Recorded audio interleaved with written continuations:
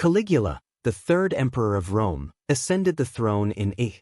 37, a city of marble, intrigue, and whispers of betrayal.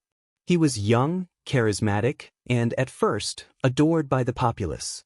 His early reign promised hope, reform, and a sense of vitality in a Rome exhausted by political chaos. Yet behind the gilded palaces and public adoration, a darker, uncontainable force stirred. Caligula was not merely ambitious. He was unbound by the moral, social, and even religious restraints that defined Roman society. To his subjects, he was a man who feared nothing, whose whims could elevate a senator to glory or condemn him to the cruelest deaths. From the moment he took power, the line between fascination and horror began to blur. Contemporary accounts, though fragmented and often sensationalized, hint at an emperor whose mind teetered between genius and mania. The court, the Senate, even the people of Rome soon realized that no one could predict what Caligula might do next. A banquet could end in laughter or sudden terror. A public ceremony could shift from celebration to grotesque display. Every act, every gesture, carried a psychological weight far beyond ordinary power. It is within this world of extremes that we begin to understand Caligula's obsessions. Unlike rulers constrained by convention or law, he tested the boundaries of human desire, cruelty, and devotion. He blurred the sacred and the profane, merging the erotic, the violent, and the divine in ways that scandalized even the most decadent Romans. Yet, it was precisely this unpredictability that made him so terrifying and so enthralling. Historians often debate his sanity, but the question misses the deeper truth. Caligula's mind was a lens through which the darkest potentials of absolute power were magnified for all of Rome to witness. Visualize him in the corridors of the Palatine Hill, surrounded by servants, guards, and courtiers who dared not meet his gaze. His eyes, some wrote, were like mirrors reflecting both adoration and fear. One gesture could command armies, or summon death.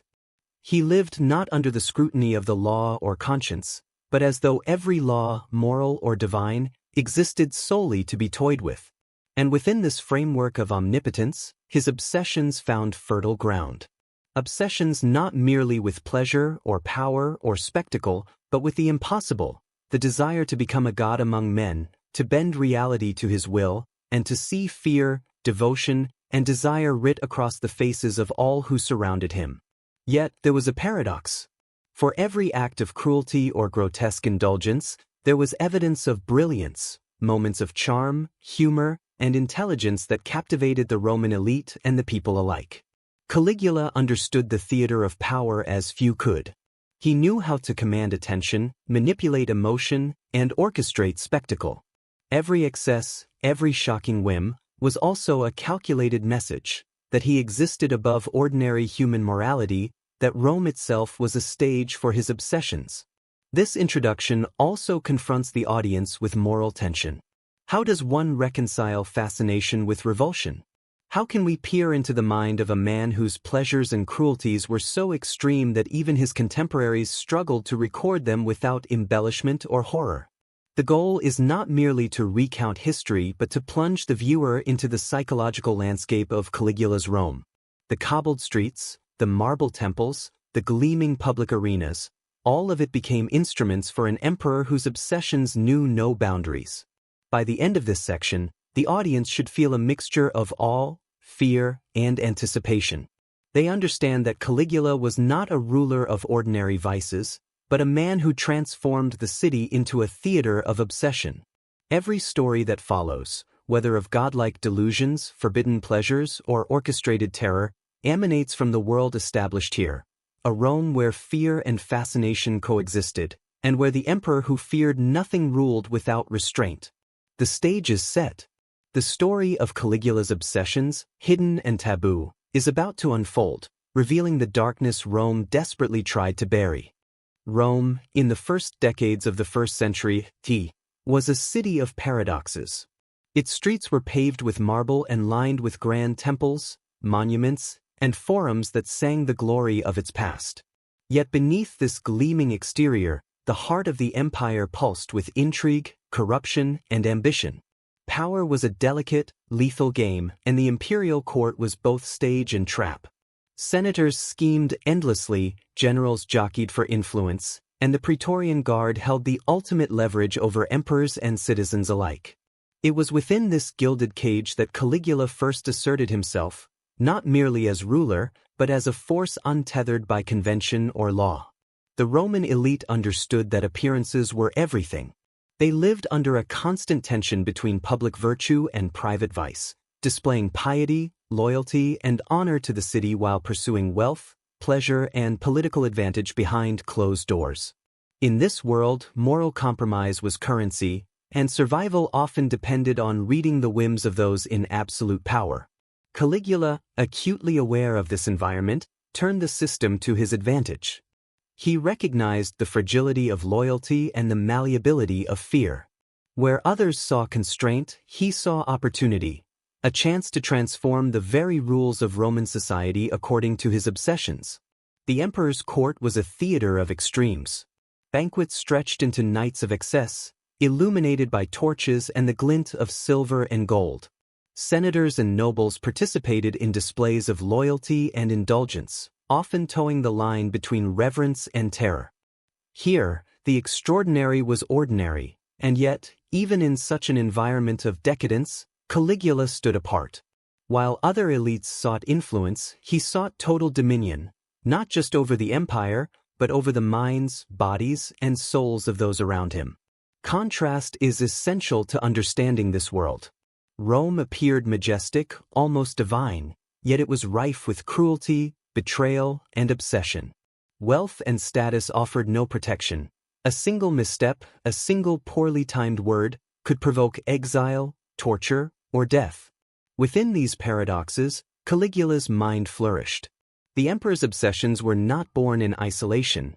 They were fed and reflected by a city that already teetered between splendor and decay.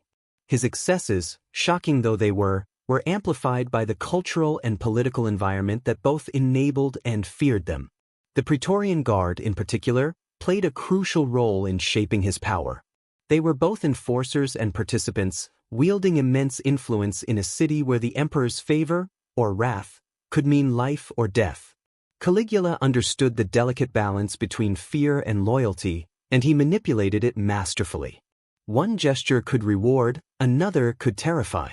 Senators, generals, and even family members were actors on a stage where he was the omnipotent director. His obsessions with control, spectacle, and devotion were inseparable from the social machinery of Rome itself. And yet, despite the pervasive danger, there was also fascination. Roman society was addicted to spectacle, scandal, and gossip. The public, unaware of the full extent of the emperor's obsessions, delighted in rumors of his extravagant banquets, theatrical proclamations, and divine claims. In private, the elite whispered about his excesses in terror. In public, they celebrated his grandeur. It was a city simultaneously awed and terrified by a ruler whose obsessions were gradually transforming the very definition of power. This section also establishes the psychological undercurrent of Caligula's environment. Power in Rome was never abstract. It was intensely personal, moral, and performative. To survive, one had to navigate both the tangible structures of authority and the invisible currents of fear, desire, and ambition. Caligula did not merely navigate these currents. He became a storm within them. His obsessions, sexual, violent, divine, were magnified by the decadent, fragile, and morally ambiguous city around him.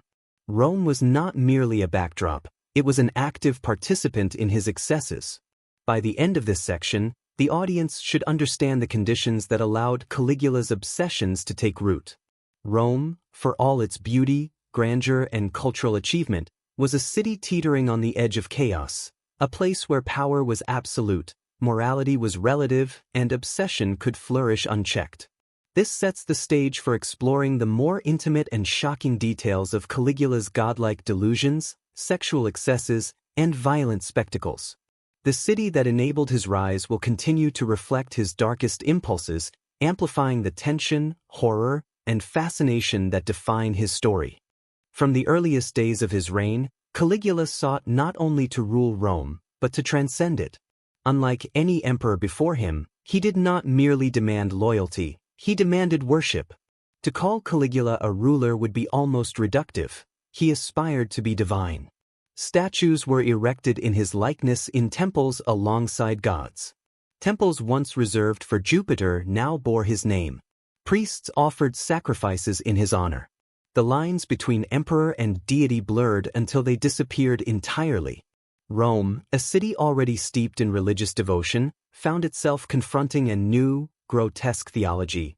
Caligula was both man and god, mortal yet omnipotent, adored and feared in equal measure. Imagine the scenes: Caligula walking through the forum, draped in gold and purple, his sandals glinting in the sunlight, while citizens bowed in reverence, or feigned it for fear of reprisal. He insisted that his presence alone was a blessing, a conduit for divine favor. He would appear in public ceremonies with the solemnity of Jupiter himself, accepting offerings, dictating laws, and pronouncing judgment with the cadence of the gods. This was not mere vanity.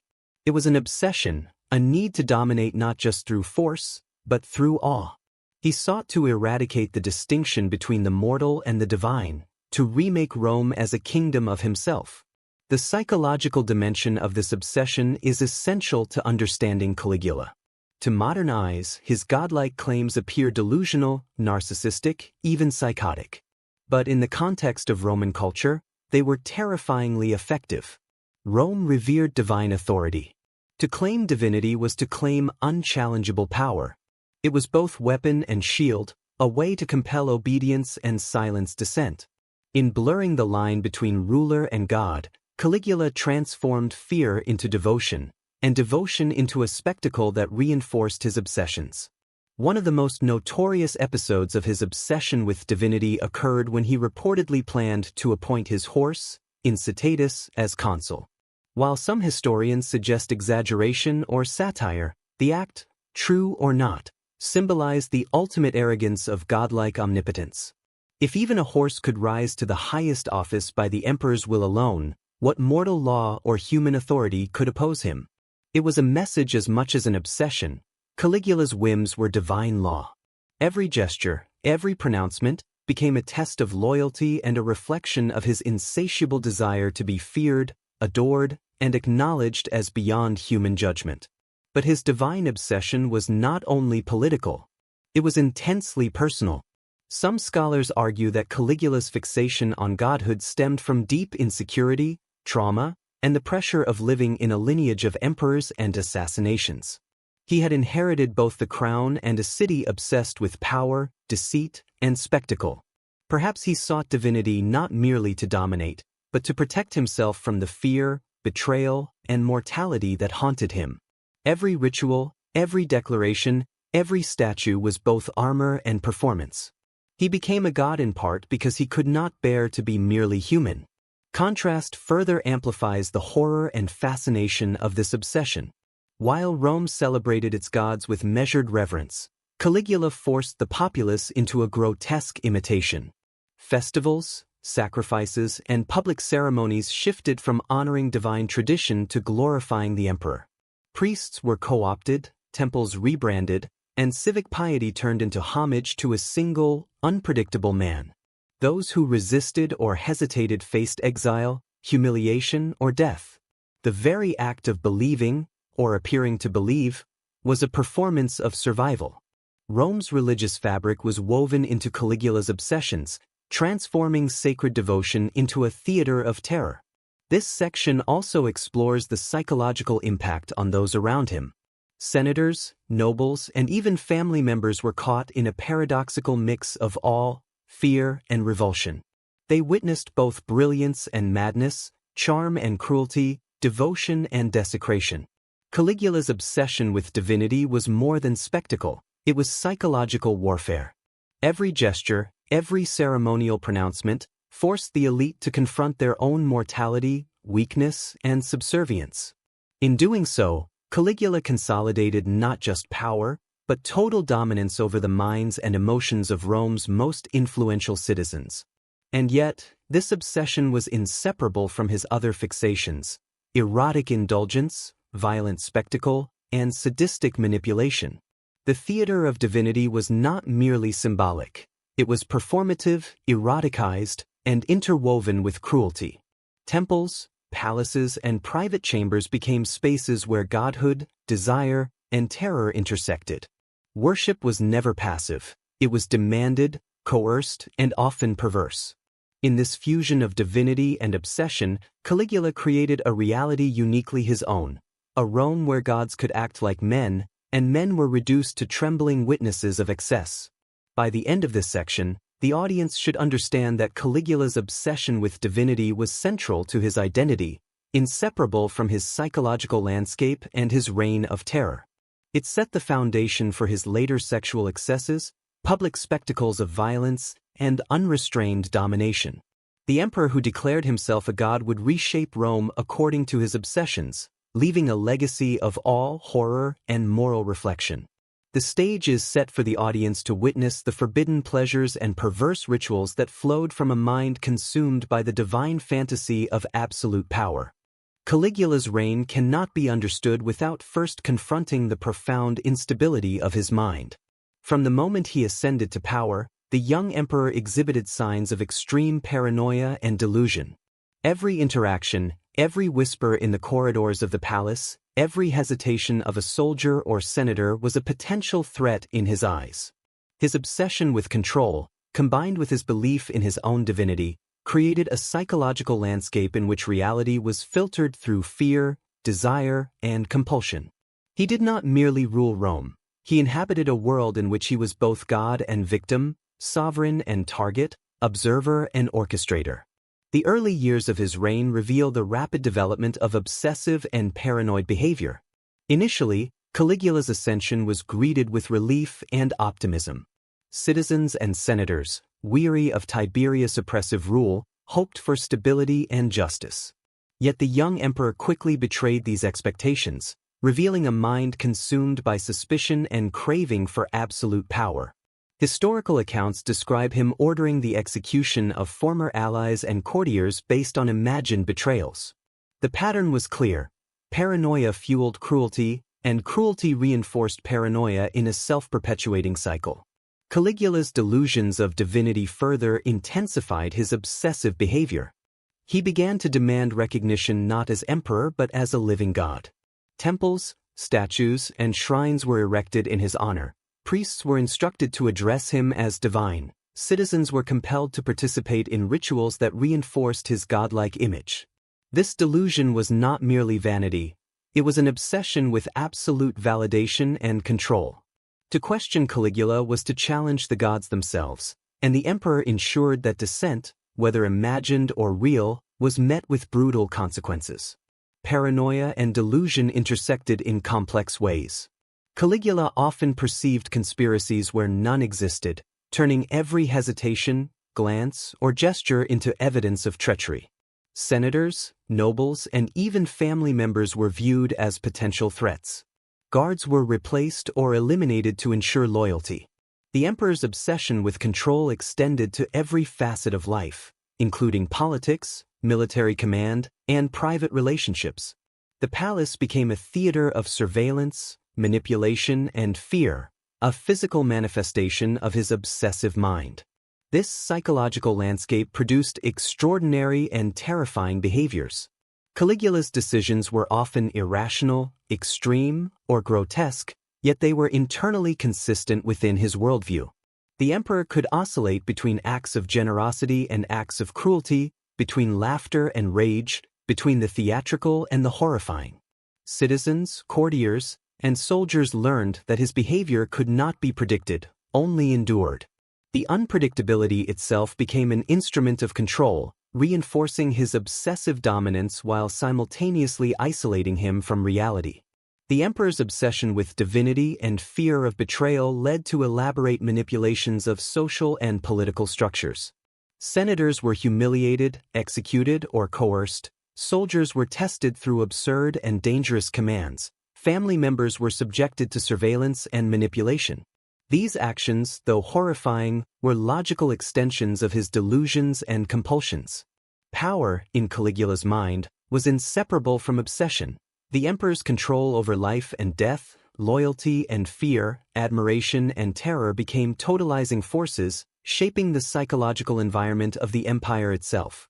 Caligula's paranoia was not limited to individuals. It extended to ideas, events, and symbols. Festivals, games, and public rituals were orchestrated to demonstrate his omnipotence and to remind citizens of his divine status. Observing the populace, he would test reactions, reading fear, awe, or defiance into the smallest gestures. The emperor's obsessive need for validation required constant surveillance of both body and mind, ensuring that every act, every word, and every emotion aligned with his delusions. In this obsessive scrutiny, Rome itself became a reflection of Caligula's mind. Historical accounts suggest that the emperor's obsessions were cyclical and escalating. Paranoia led to cruelty, cruelty reinforced fear, fear demanded further validation of divine status, divine pretension fueled delusion. Each cycle intensified, producing increasingly bizarre and terrifying actions. The palace, the forum, the arenas, every public and private space, became a stage upon which obsession, delusion, and power played out. Citizens and historians alike were drawn into this drama, unable to separate reality from spectacle. The impact on the Senate and the aristocracy was profound.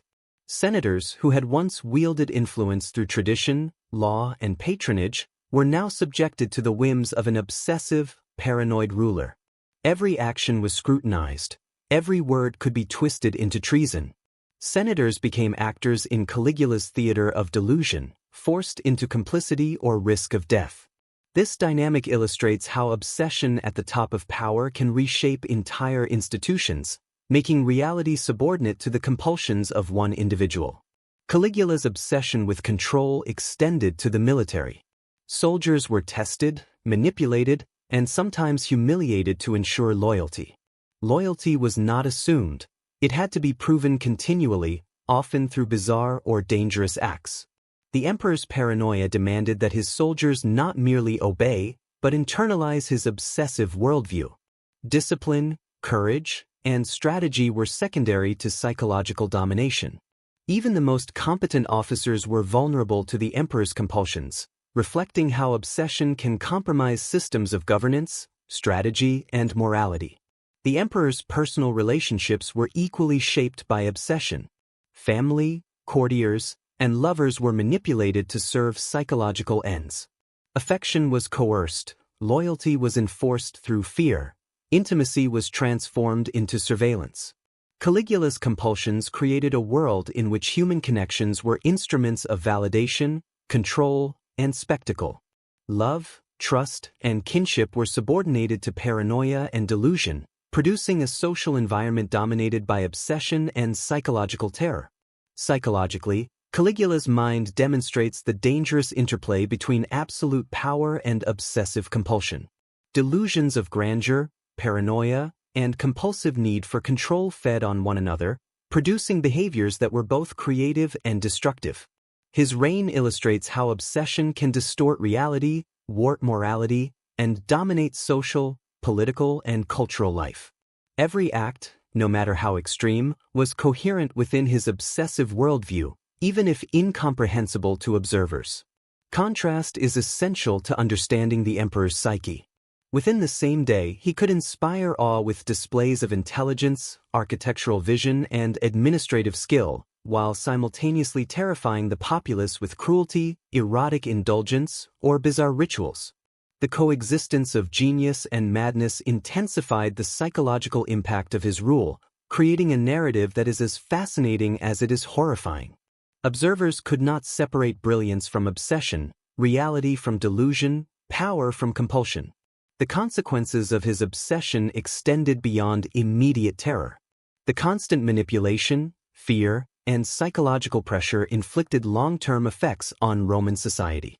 Senators and soldiers, traumatized by the unpredictable and obsessive nature of Caligula's rule, carried these experiences into subsequent generations. Citizens, having witnessed extreme spectacles of cruelty, eroticism, and divine pretension, internalized lessons about the nature of obsession, power, and human psychology. Caligula's delusions became collective memory, influencing culture, literature, and historical interpretation for centuries. Ultimately, the emperor's mind offers a case study in the human capacity for obsession and delusion. Paranoia, compulsion, and delusions of grandeur can magnify the effects of absolute power, transforming both the ruler and society. Caligula's reign demonstrates that obsession, unchecked by reason or empathy, produces outcomes that are simultaneously fascinating, horrifying, and historically significant. The psychological machinery of his mind, fear, desire, surveillance, and domination, reshaped reality itself, leaving an indelible imprint on Rome. By the end of this section, the audience should feel immersed in the terrifying and mesmerizing interior world of Caligula's mind. His paranoia, delusions, and obsessive need for control defined both his reign and the experience of everyone around him. Obsession became governance, fear became loyalty, delusion became spectacle. Caligula's madness was not random, it was an intricate, obsessive system, consuming the emperor, his court, and an entire empire, leaving a legacy of terror, fascination, and psychological insight that endures to this day. Caligula's obsession with violence extended far beyond the arenas of Rome. It was woven into the very fabric of his reign. The emperor understood that fear could be as powerful as loyalty, that terror could command obedience, and that spectacle could elevate cruelty into art. Violence was no longer merely punishment. It was ritualized, performative, and designed to reinforce his divine authority. Citizens, soldiers, and senators alike were drawn into this macabre theater, witnesses and participants in spectacles that blurred morality, awe, and terror. Gladiatorial games under Caligula took on a new dimension of obsession. While previous emperors had used the arena for entertainment and political control, Caligula elevated bloodshed into a psychological tool. Gladiators fought not merely for survival or glory, but as instruments of his display of omnipotence. Some accounts suggest he orchestrated battles between exotic animals and men, combining spectacle, cruelty, and awe. Lions, tigers, and other beasts roamed the arena, tearing at flesh while the emperor observed, ensuring that fear and fascination coexisted in every spectator. Public executions became similarly theatrical. Those accused of betrayal or disrespect were not merely executed, they were made to endure elaborate and terrifying rituals. Caligula's obsession with control and fear transformed death into performance.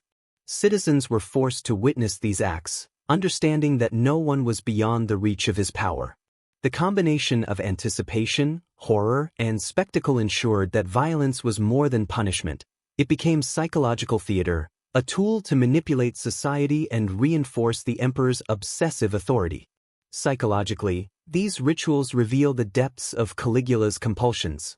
His obsession with fear and control created a feedback loop in which cruelty validated power, power magnified compulsion, and compulsion justified cruelty. Every act of violence, whether in the arena, the palace, or the streets, reinforced his image as a god-emperor who could dominate life and death alike.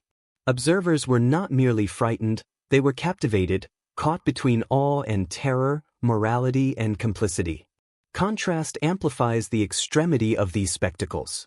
Gladiators, often trained and disciplined, were pitted against animals or each other in contests where survival was uncertain.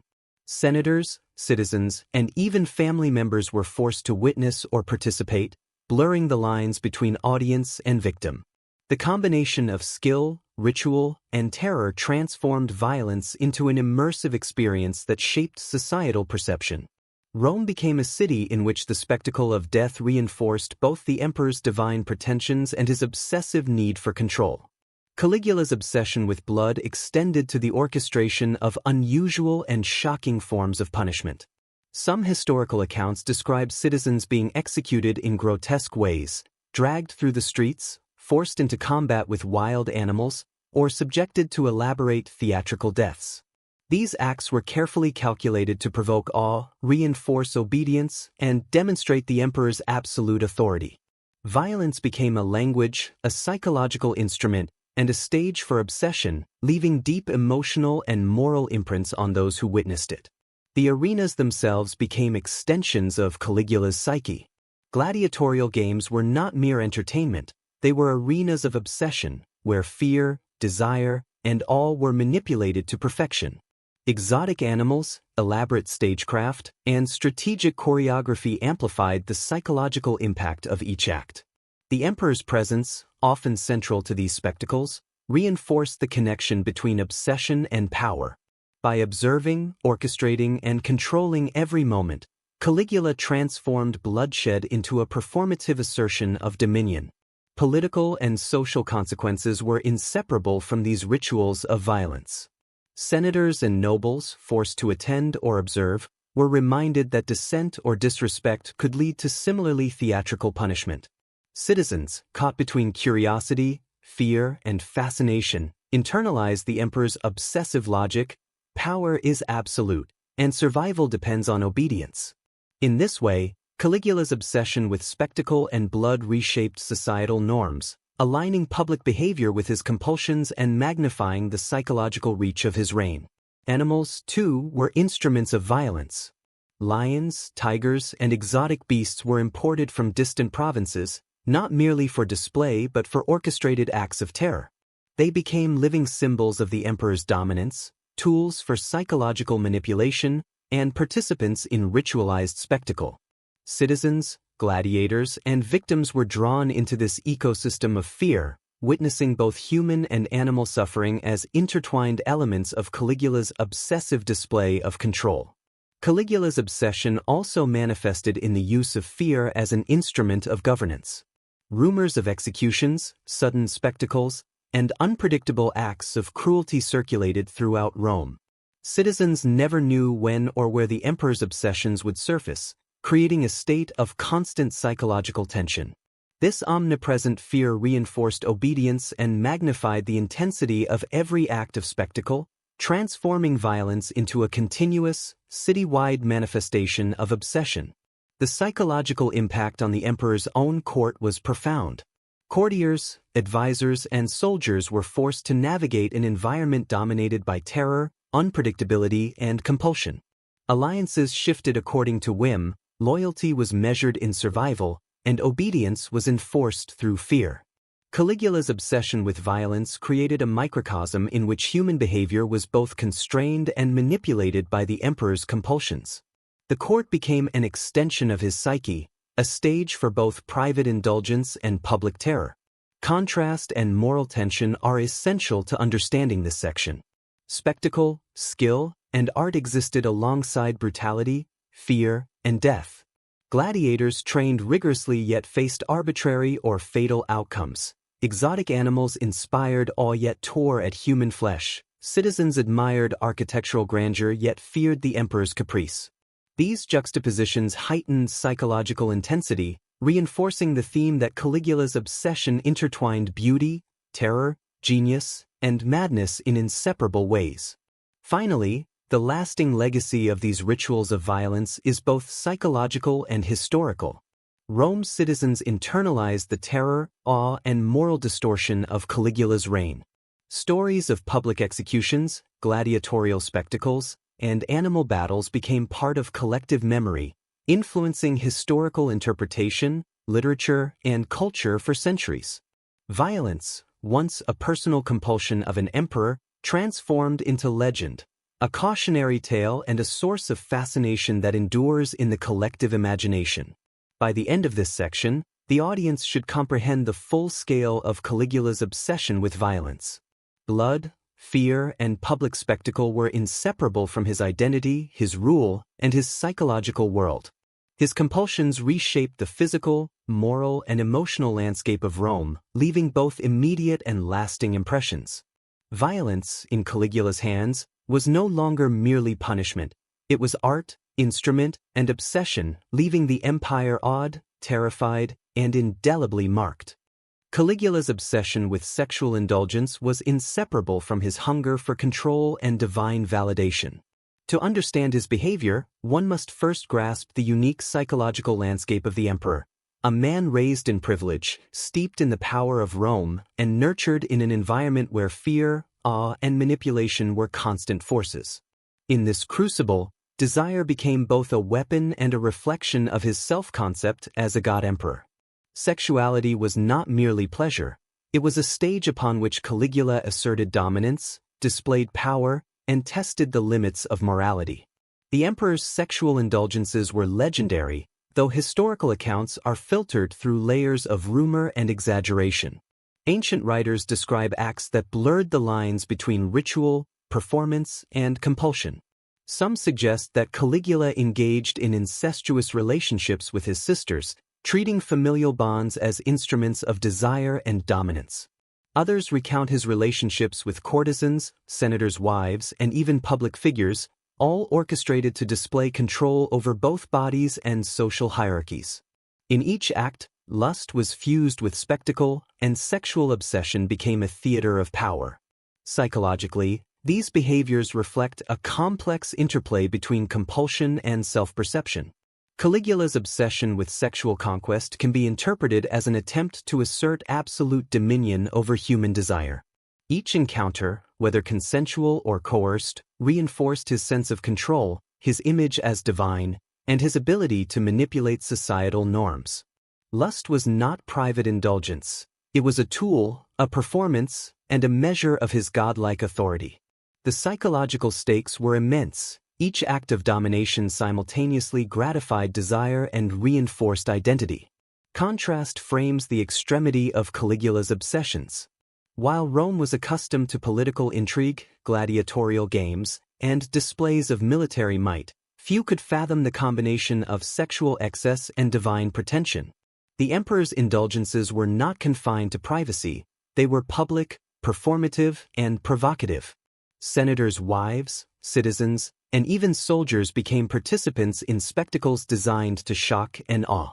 These acts were simultaneously erotic, political, and terrifying, a fusion of pleasure and fear that magnified the psychological intensity of his reign.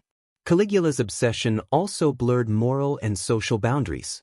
By exploiting positions of authority, manipulating societal expectations, and subverting traditional Roman norms, he created a world in which sexual indulgence was inseparable from political and psychological domination. Laws, family hierarchies, and civic morality were subordinated to his compulsions. His desire to manipulate bodies and minds transformed Rome into a theater of obsession, where morality became fluid, fear became a tool, and lust became both spectacle and weapon. Ancient accounts, while sometimes sensationalized, describe elaborate sexual rituals and spectacles orchestrated by the emperor. These ranged from private liaisons with courtesans to public ceremonies involving sexual display as a demonstration of power. Some historians suggest that Caligula used sexuality to destabilize the Senate and aristocracy, manipulating alliances and sowing confusion. Others interpret his actions as expressions of psychological compulsion, a man driven by obsession to push societal and moral boundaries. In either case, the fusion of lust, power, and divinity reveals a mind consumed by desire at every level. The emperor's obsession was not limited to the sexual act itself but extended to control over perception and narrative. By making sexual indulgence a public spectacle, Caligula forced observers into complicity. Senators, courtiers, and citizens were coerced into acknowledgement of his power and indulgence, whether through witness, rumor, or participation. Every glance, every reaction, every whisper became part of the theater of obsession. The psychological weight of observation intensified the impact of his actions, reinforcing fear, fascination, and awe simultaneously. Animals, architecture, and monuments intersected with sexual obsession, amplifying spectacle. Exotic beasts and grotesque statuary often featured in rituals and displays intertwined with eroticism. Temples and palaces were staged for scenes that fused divine pretension, lust, and violence. In these public spectacles, sexuality was elevated into a demonstration of omnipotence. Desire and fear coexisted. The audience was forced to recognize the emperor's power, whether through admiration, terror, or disbelief. In every instance, sexual obsession was inseparable from political and psychological domination. Historical accounts also emphasize the emotional and psychological impact on Roman society. Women, in particular, were subjected to coercion, manipulation, or humiliation. Senators' wives, courtesans, and family members were drawn into a web of desire and control that defied morality and expectation. Citizens were forced to reconcile the spectacle of a god emperor's indulgences with their own understanding of ethics, family, and social hierarchy. The psychological tension this created was immense. Lust became a weapon, fear became a tool, and social norms were destabilized by obsession. Caligula's obsessions illustrate the perilous interplay of desire, compulsion, and power. Each indulgence, while personally gratifying, reinforced his identity as divine, magnified his control, and alienated society. Obsession created isolation. Isolation intensified paranoia. Paranoia fueled further compulsions. This feedback loop transformed sexuality from a private act into a mechanism for domination, spectacle, and psychological terror. Rome, both elite and citizenry, became complicit, fearful, and captivated, entangled in the emperor's obsessive narrative. Psychologically, the emperor's sexual obsessions reveal the extremes of human compulsion. Desire, when fused with power and delusion, can distort morality, warp society, and consume both individual and collective consciousness. Caligula's reign exemplifies this dynamic, a man whose obsessions defined the rhythm of the empire, where lust, violence, and divine fantasy intertwined to produce a terrifying and mesmerizing reality. Observers of history are left to grapple with both horror and fascination, unable to separate moral judgment from awe. The public nature of these obsessions amplified their intensity. By forcing society to witness or participate, Caligula magnified the psychological stakes. Citizens, senators, and soldiers were caught between fear and complicity, admiration and revulsion. Sexual indulgence became a performative act of dominance, a demonstration of godlike authority, and a theater of obsession that left enduring psychological impressions.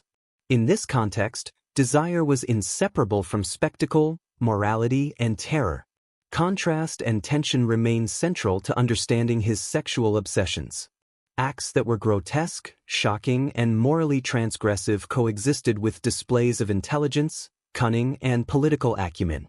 The emperor's genius and madness intertwined, producing extremes that fascinated, horrified, and captivated observers. His compulsions were simultaneously private and public, intimate and political, pleasurable and terrifying, a blend of contradiction that intensified the psychological and historical resonance of his reign. Finally, Caligula's sexual obsessions leave a profound legacy for understanding the psychology of power. They illustrate how absolute authority amplifies desire, how compulsion can distort morality, and how obsession can shape society.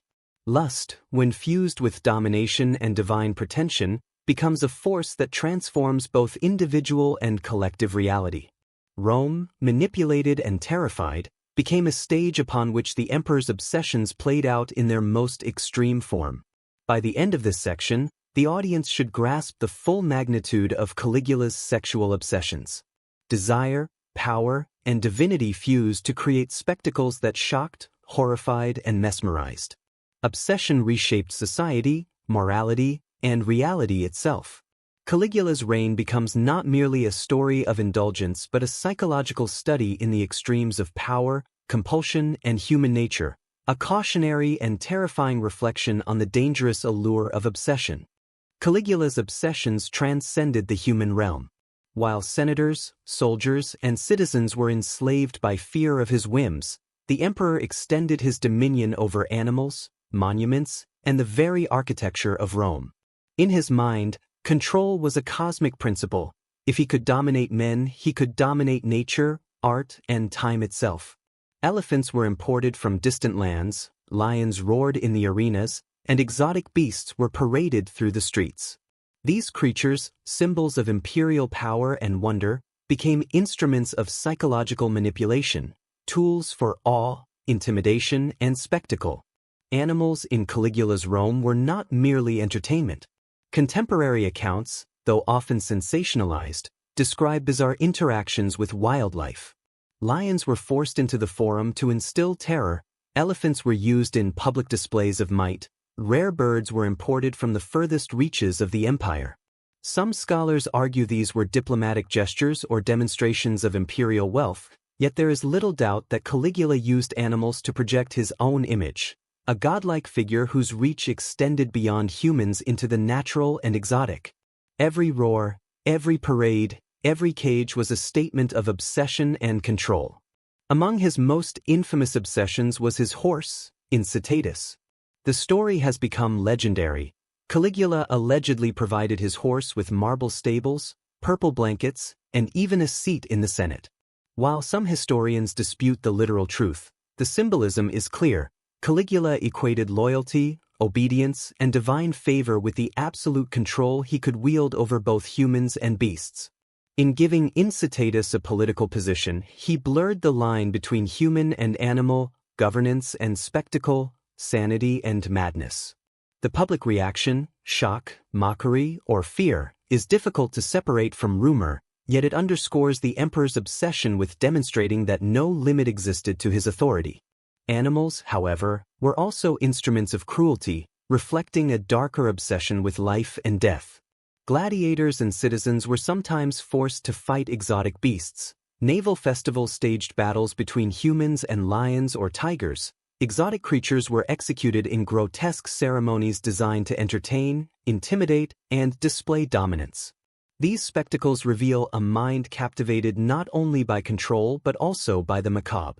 Life itself, whether human, animal, or symbolic, became an instrument to satisfy obsession, entertain the elite, and broadcast power across the empire. Caligula's obsession extended to architecture and monumental displays. The emperor's bridge of boats across the Bay of Baiae is perhaps the most famous example.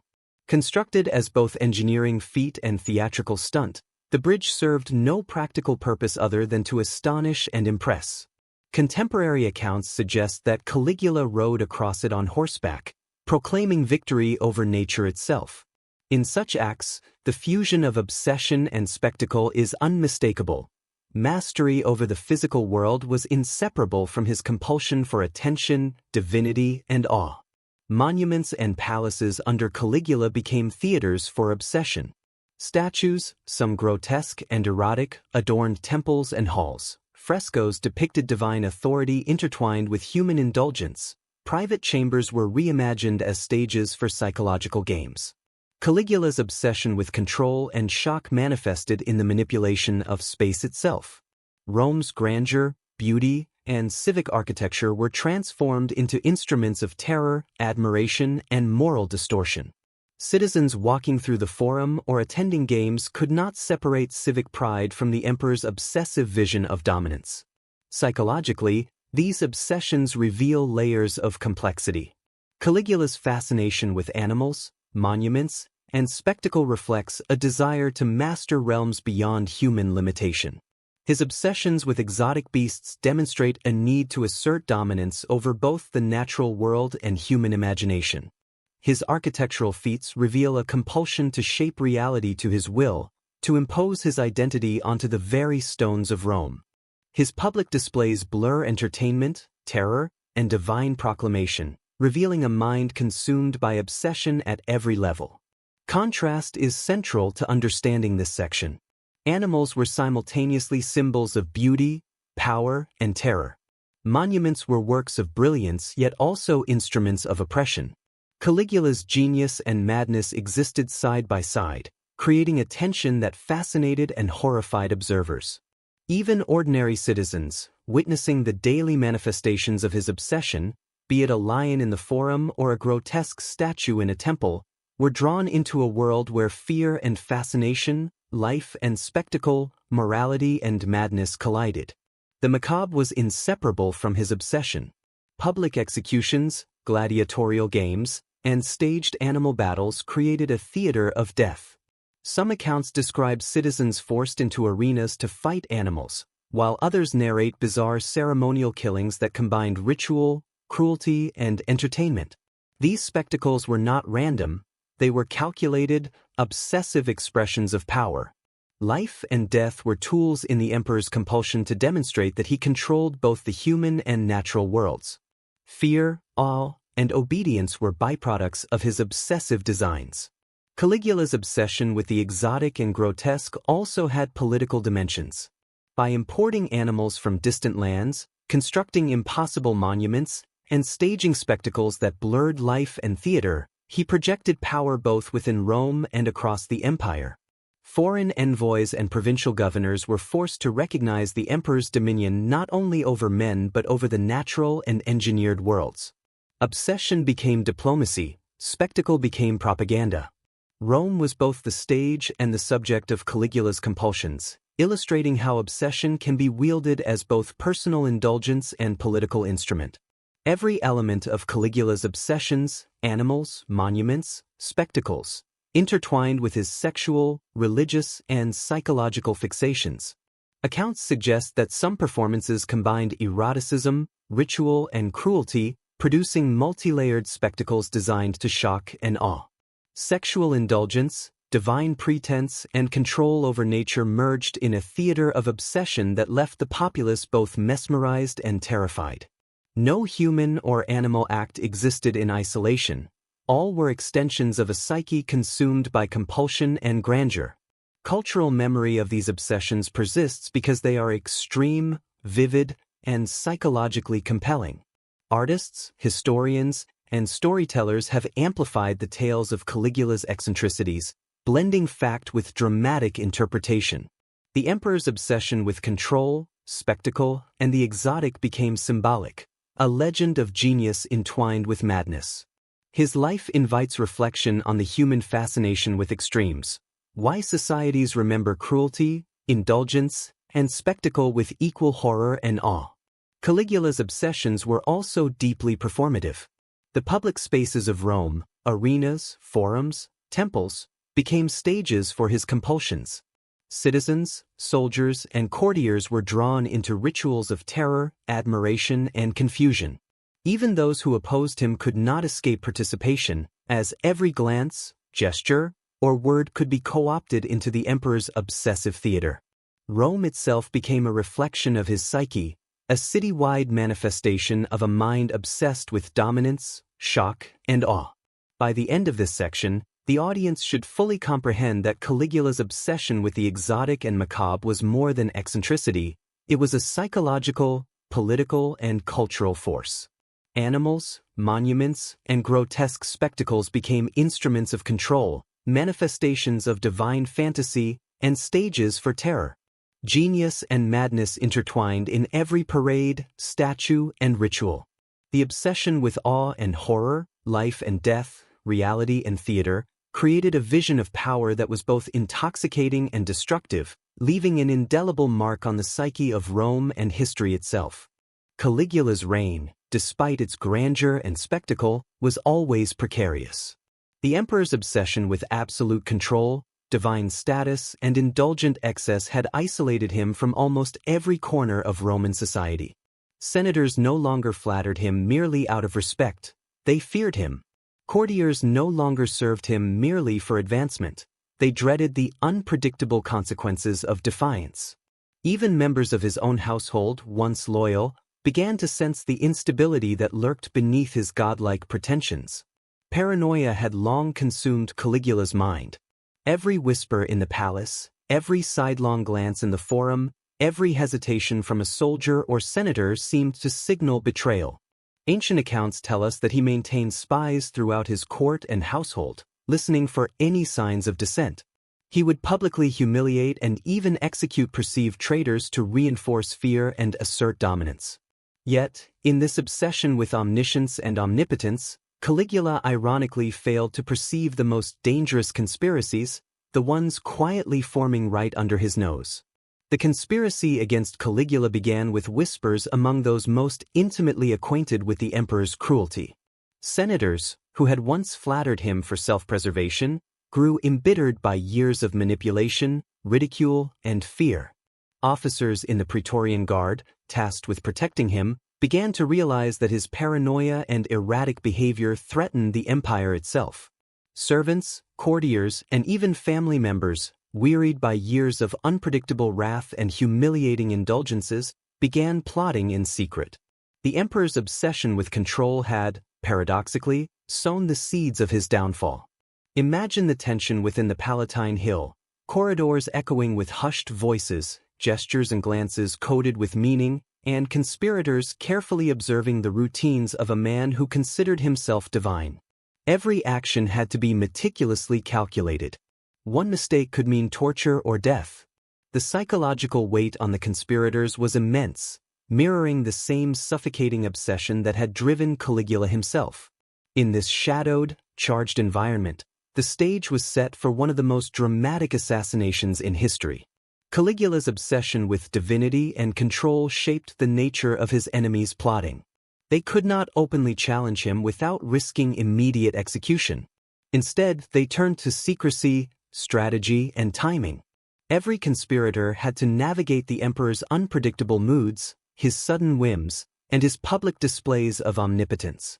They observed him carefully, noting when he was alone, when the guards were distracted, and when the palace's labyrinthine design could be used to their advantage. Their entire plan depended not just on skill, but on understanding the obsessive mind they sought to overthrow. The fateful day of the assassination is recounted with chilling detail in historical sources. Caligula, walking the corridors of his palace, surrounded by the trappings of wealth, divinity, and control, was approached by conspirators. Stabbed repeatedly, he fell not on the blood-stained arenas of Rome, not in a grotesque public spectacle, but within the intimate walls of his own palace. The god emperor, who had orchestrated terror, manipulated desire, and controlled life and death itself, was suddenly, violently mortal.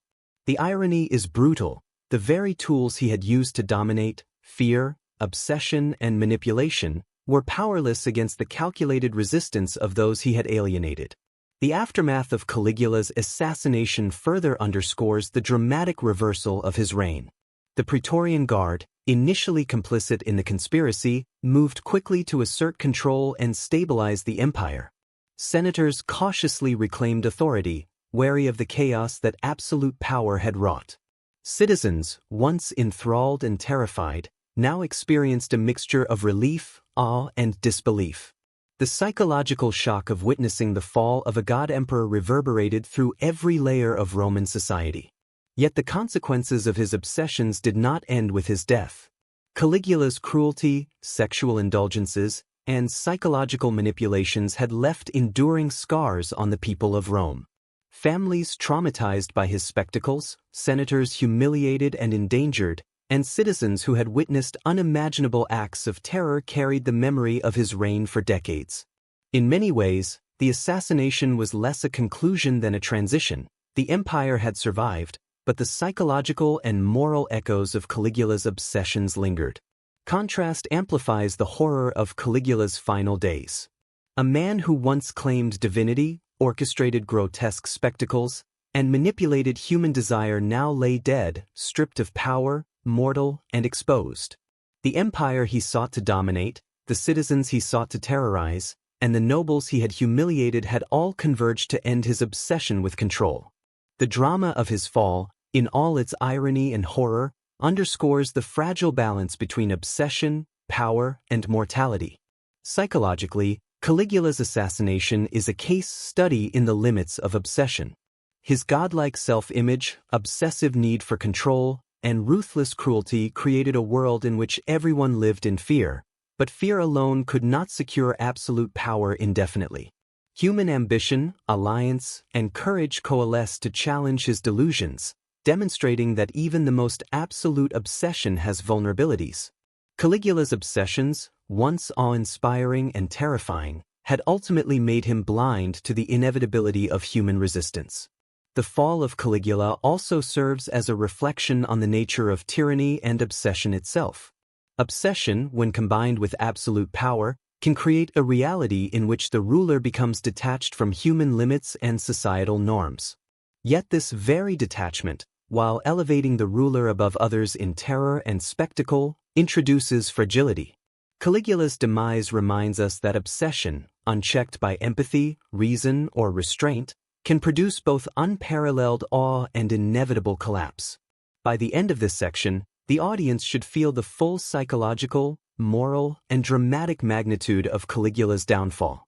His obsessions, divine delusions, sexual manipulation, violent spectacle, and absolute control, had made him both godlike and vulnerable.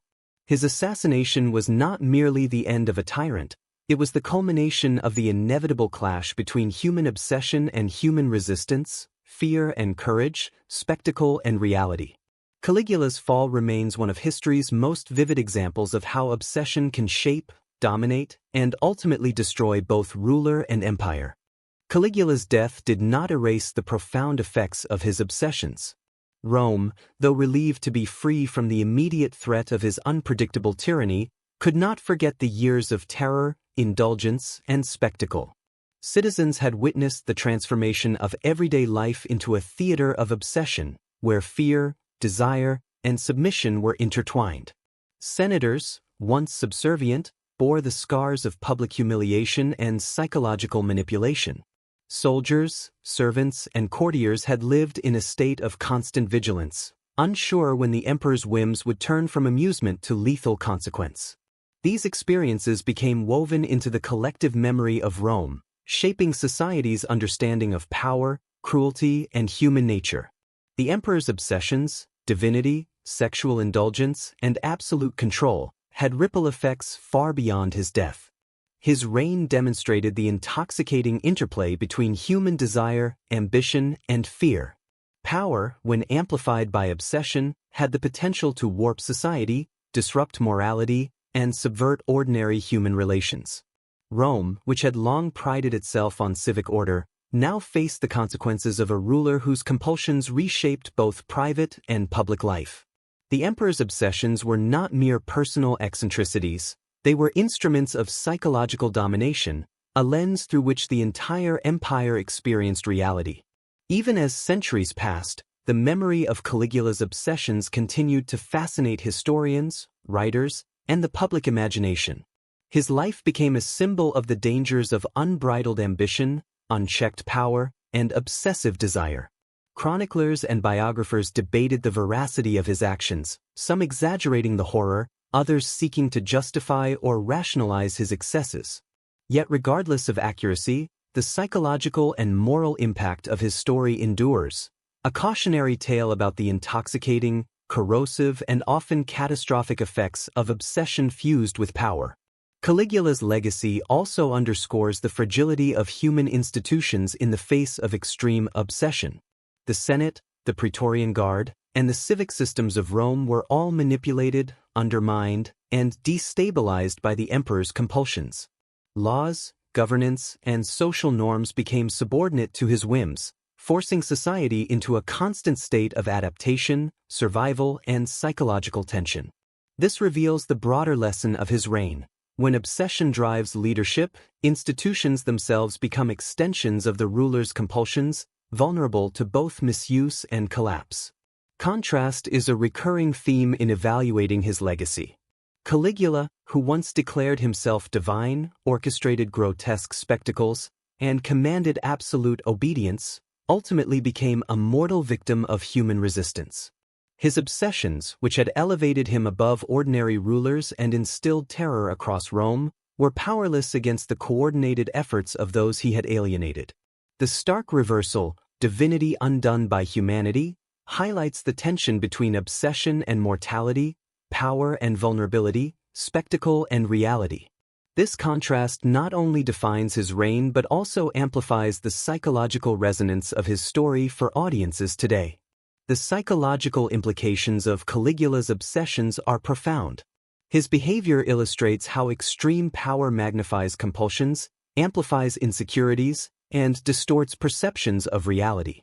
By controlling every aspect of life in Rome, from political alliances to public spectacles, from family relations to sexual indulgences, he created a world in which morality, reason, and empathy were subordinated to desire and domination. Yet this very obsession rendered him blind to vulnerability, unable to anticipate resistance, and ultimately incapable of self-preservation. In this, Caligula's life offers a timeless reflection on the dangers of unchecked obsession and absolute authority. Culturally, his obsessions became both legend and warning. Tales of his cruelty, sexual exploits, and macabre spectacles have persisted in literature, art, and popular imagination for nearly 2 millennia. These stories, whether fully accurate or exaggerated, continue to captivate, horrify, and provoke reflection. Artists and writers have depicted Caligula as the archetype of the tyrant consumed by obsession, a figure simultaneously grotesque and fascinating. His life challenges society to confront uncomfortable truths about power, desire, and the human capacity for both genius and madness. Caligula's obsessions also illuminate the complex relationship between ruler and society. He exploited cultural norms, public fascination, and social hierarchies to amplify his dominance. The Roman people, though horrified by certain acts, were compelled to participate, observe, or comply, blurring the lines between victim and accomplice. In this dynamic, Caligula's compulsions became both a reflection and distortion of Roman society itself.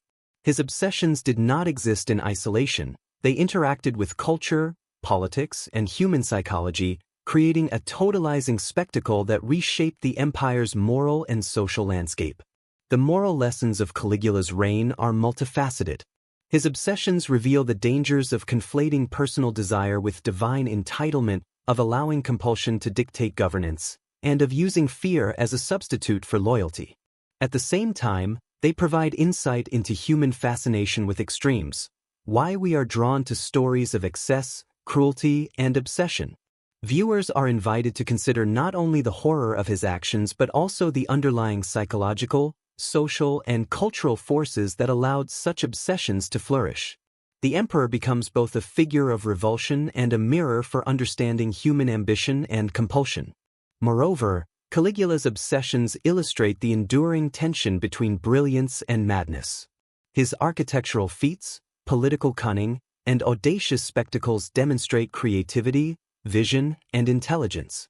Yet these qualities were intertwined with cruelty, paranoia, and compulsion, producing a reign that oscillated between awe and terror.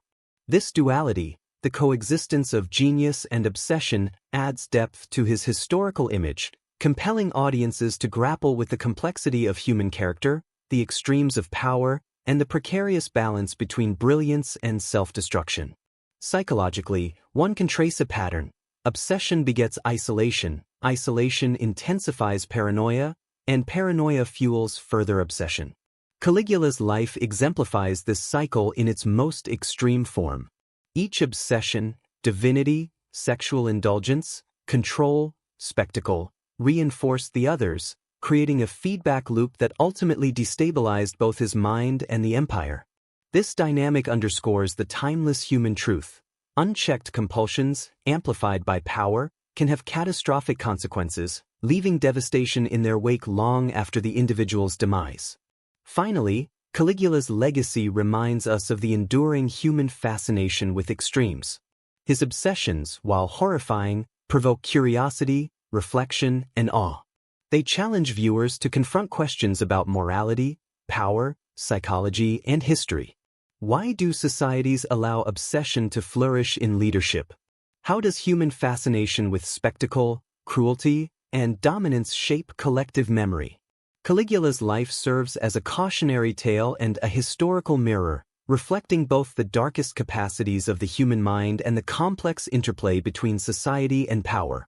By the end of this section, the audience should feel the lingering psychological and moral impact of Caligula's reign. His obsessions, divinity, sexual indulgence, violence, and total control, left an enduring imprint on Rome, history, and the imagination of humanity. Though the emperor is long dead, the consequences of his compulsions remain, offering both warning and fascination. Rome survived, but the legend of Caligula endures, a testament to the terrifying allure of obsession and the enduring consequences of unrestrained power.